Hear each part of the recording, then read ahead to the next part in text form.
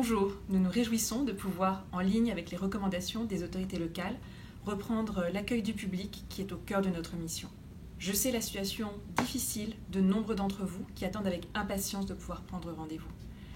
La délivrance de passeports est notre priorité pour la réouverture. Toute l'équipe du consulat est pleinement mobilisée en traitant chaque cas individuellement en fonction de son urgence afin de vous permettre de faire vos démarches dans les meilleurs délais possibles. Voici ce que vous devez savoir selon votre cas de figure. Si votre rendez-vous a été annulé du fait du Covid, vous n'avez pas besoin de nous écrire. Vous serez recontacté pour vous proposer un créneau d'ici un mois.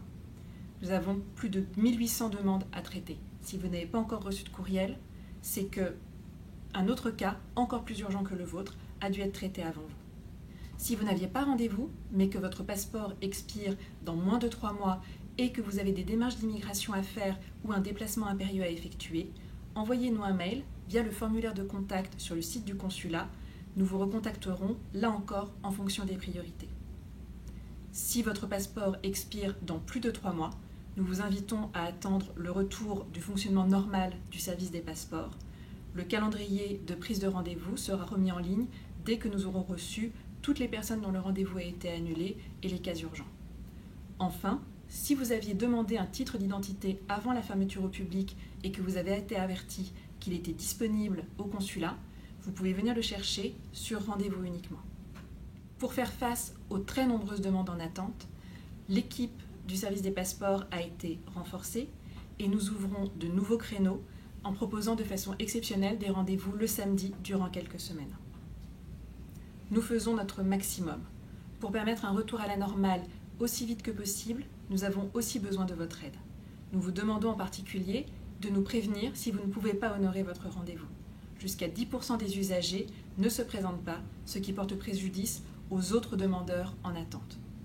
Nous vous demandons également de respecter strictement votre horaire de rendez-vous, de vérifier avant votre rendez-vous que vous êtes bien inscrit au registre des Français de l'étranger et enfin de vous présenter avec toutes les pièces demandées. Enfin, sachez que vous pouvez également voyager dans certains cas vers la France sans passeport français. D'une part, vous pouvez voyager avec votre passeport canadien valide et votre carte d'identité française valide.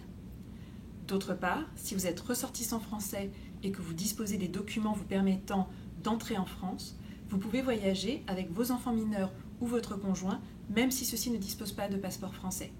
Vous devrez présenter les documents officiels permettant d'établir votre lien familial, tels que acte de mariage, acte de naissance ou livret de famille. Vous retrouverez toutes ces informations de façon détaillée sur le site internet du consulat et sur nos réseaux sociaux. Merci de votre compréhension et à bientôt au consulat.